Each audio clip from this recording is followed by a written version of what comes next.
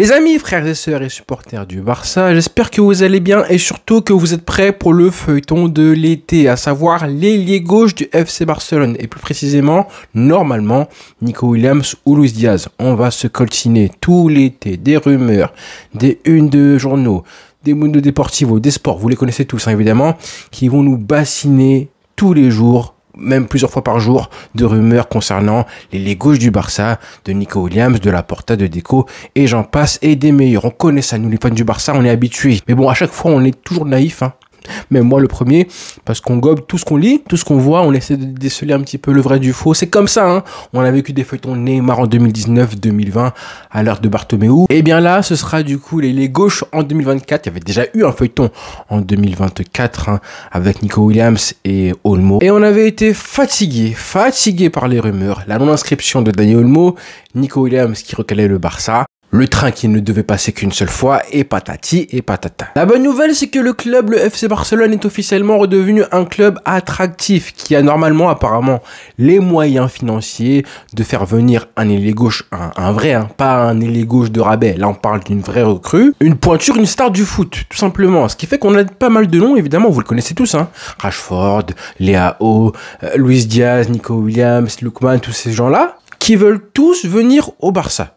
Ce qui est très bien. D'ailleurs, merci Laporta, merci Xavi, merci Hansi Flick, évidemment, pour avoir refait plutôt de ce club un club hyper attractif. Ils veulent tous jouer au Barça, au nouveau Camp Nou, avec Lamine Yamal et évidemment avec ce Barça d'Hansi Flick. C'est très bien. Maintenant, avant-hier, pas plus tard qu'avant-hier, je faisais une vidéo qui s'appelait Nico Williams ou Luis Diaz. Forcément, c'est le sujet actualité. Et dans la vidéo, je vous disais quelque chose d'hyper important, à savoir que le Barça, et nous tous, hein, les fans du Barça, la direction, tout le monde doit se demander quelles sont les bonnes questions à se poser concernant le joueur qui serait choisi. Et je trouvais que ce soit la presse et les supporters, il n'y avait pas forcément les bonnes questions qui étaient posées pour se demander quel serait l'ailier gauche idéal. Et comme par hasard, qu'est-ce qui se passe aujourd'hui? Le quotidien Sport a écrit un article où il met du coup en opposition les avantages et les inconvénients de la venue, la signature de Nico Williams. Et quand j'ai vu ça, les amis, je me suis dit, alors là, il faut que je vous montre ça. Ça vient du journaliste qui s'appelle Javier Giraldo, qui nous dit, il a mis du coup avantages, inconvénients, il a fait pencher une espèce de balance, et à vous de juger justement. Il a parlé de 4 avantages pour la venue de Nico Williams, à savoir le premier, d'un point de vue athlétique, un joueur rapide et dynamique.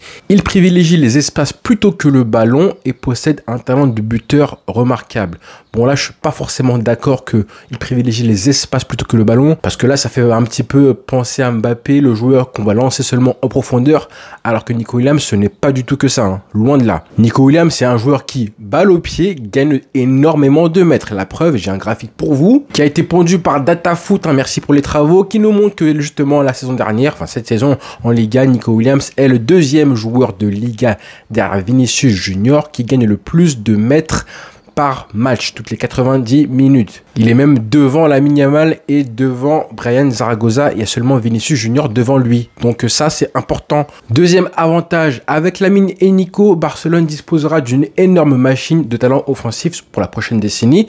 Ça, évidemment, c'est vrai. Le 3, ensuite, signer un joueur compatible avec les joueurs de l'équipe, comme Lamine et Pedri, sera dans l'intérêt de tous. Forcément, ça, je valide aussi.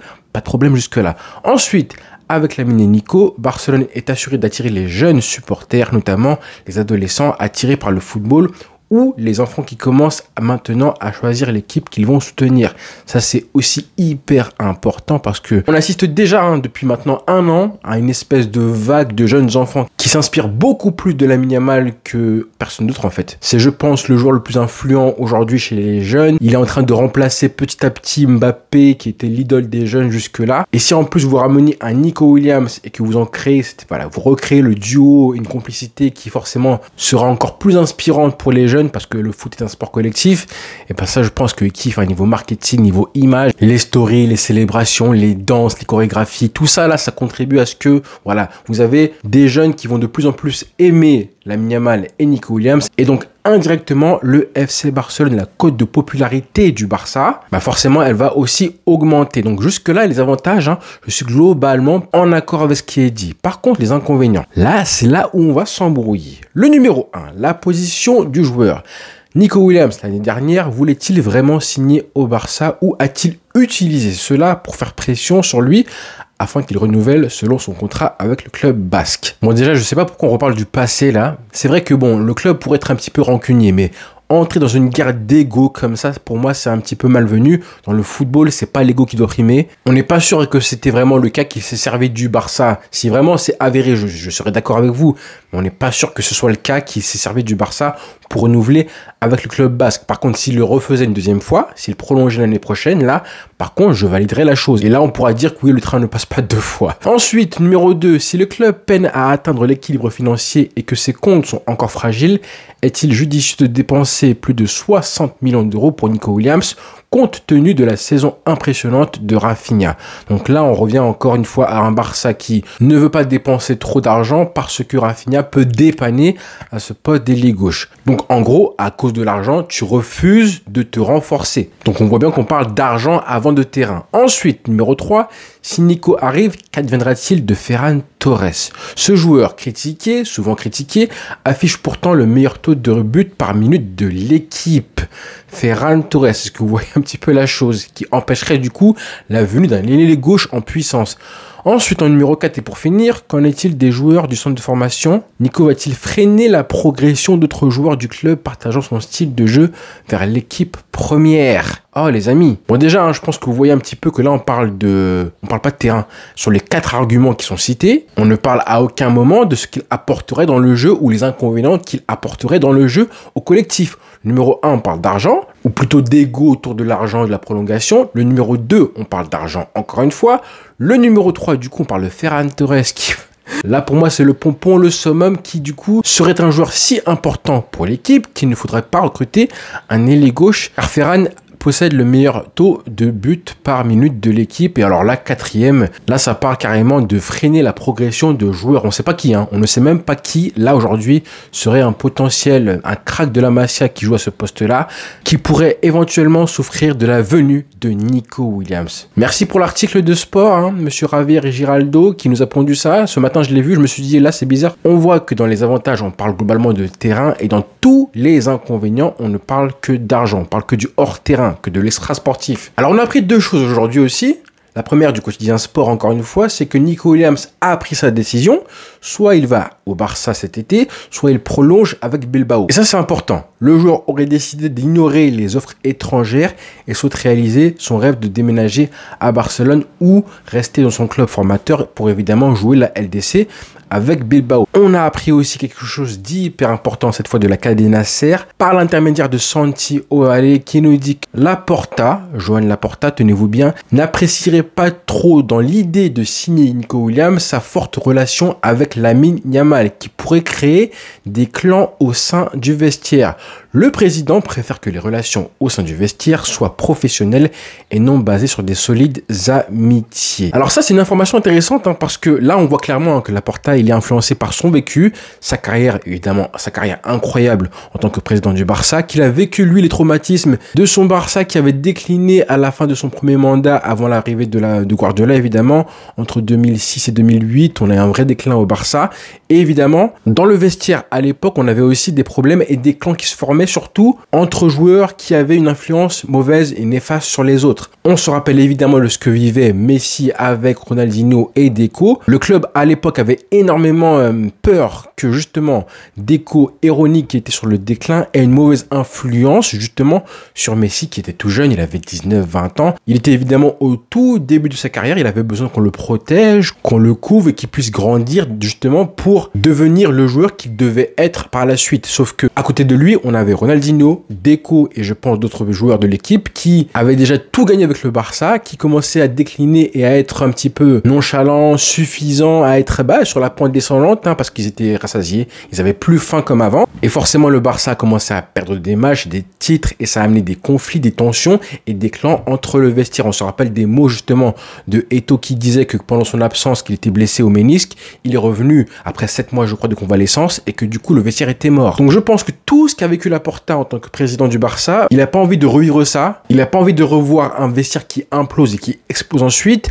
avec un Lamine Yamal qui du coup changerait un petit peu sa mentalité, changerait sa façon de jouer. C'est possible. Je dis pas que c'est une bonne chose, parce qu'honnêtement, on a vu, hein, on a vécu le Barça de la MSN avec une complicité incroyable. Ça a justement fait et aidé à ce que le collectif en bénéficie ensuite. Et en vrai, ça a marqué le football. C'est une des meilleures époques qu'on a vécues. On a kiffé, on a vibré devant la MSN, les combinaisons, les complémentarités, le football, des joueurs qui parlent le même football dans le Barça d'Hansi Flick. Imaginez un petit peu la complémentarité. Là, en Espagne, on le voit. Hein. En Espagne, avec le De La Fuente, déjà, on voit quand même que ça joue bien, ça se cherche, ça combine bien. Maintenant, imaginez avec un Barça, avec un collectif Hansi Flick. Un duo Nico Williams dans le Barça d'Hansi Flick. Dans un collectif hyper bien rodé, huilé comme vous voulez, on peut facilement s'imaginer qu'il y aurait plus de plaisir entre eux, de complémentarité, de volonté de faire croquer à l'un ou à l'autre, pas d'ego, une volonté de remporter des trophées ensemble, ça c'est hyper important. Sur le terrain, je pense qu'il y aurait des sacrifices à voir une association entre les deux,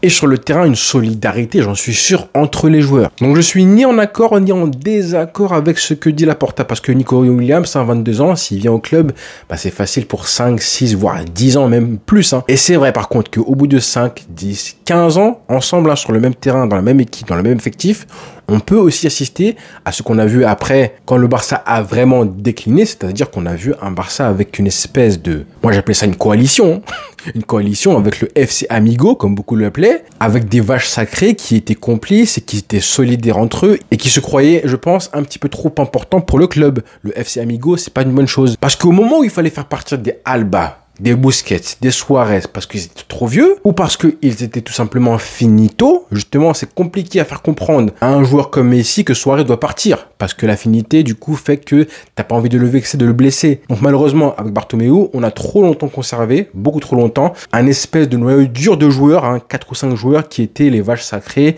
que tu ne voulais pas, du coup, éjecter du club parce que tu allais froisser un tel ou tel joueur. Et ça, on ne veut pas du tout ça au Barça. Maintenant, le plus important, c'est le terrain. Je le répète, tout ce qui est extra sportif, c'est quand même à prendre en compte, mais pour moi, c'est moins important. On parle de Nico Williams, jeune joueur. Hein. Moi, je vais me mettre 5 minutes à la place du quotidien sport et parler des avantages de Nico Williams et son arrivée. Déjà, Grantin, c'est un jeune joueur, 23 ans, qui a une marge de progression quand même assez conséquente.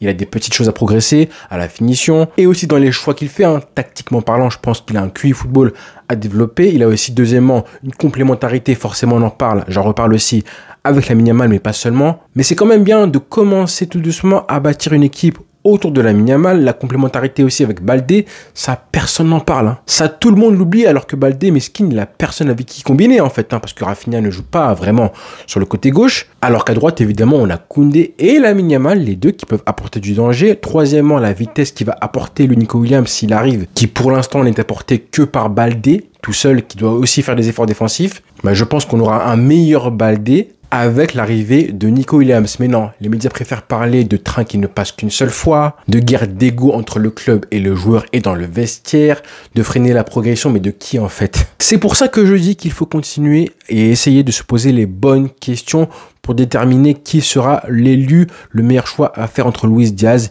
et Nico Williams. Parce que là, en fait, tu fais faire un gros investissement. Là, quoi qu'il arrive, hein, ce ne sera pas un petit achat. Là, on parle de 60 millions d'euros. C'est pas un petit achat comme si tu allais acheter 4 ou 5 maniocs au marché de Mongali. C'est le joueur que tu vas aller recruter pour enfin équilibrer ton collectif à droite comme à gauche. Parce qu'en vrai, hein, depuis que Neymar est parti, donc 2017, depuis que Neymar Junior est parti du Barça, on n'a pas ce joueur différent côté gauche. Les Dembélé, les Coutinho, ils ont tous floppé au Barça malheureusement, hein, malgré les sommes astronomiques dépensées. Ce poste, il a été sali, souillé, meurtri, abîmé. Alors qu'on parle du Barça et du poste où il y a le plus de talent au monde, l'ailier gauche. Donc posons-nous les bonnes questions, tout simplement. Dites-moi un petit peu ce que vous en pensez, vous. Est-ce que les sujets abordés par la presse vous parlent? Est-ce qu'on peut s'inquiéter du fait que Nico Williams et Lamine Yamal ensemble, ça peut faire en sorte que on aurait des clans au Barça? Dites-moi un petit peu ce que vous en pensez parce que c'est un sujet sérieux là. C'est l'ailier gauche et le Barça ne peut pas se louper, vraiment pas. Il faut prendre le bon. Regardez le PSG, hein. Ce qu'ils ont fait avec Vara, ça a changé leur saison. Et ça peut changer aussi celle du Barça l'année prochaine. On l'espère en tout cas. Affaire à suivre, le feuilleton ne fait que débuter. Rendez-vous ce soir avec le live du jour.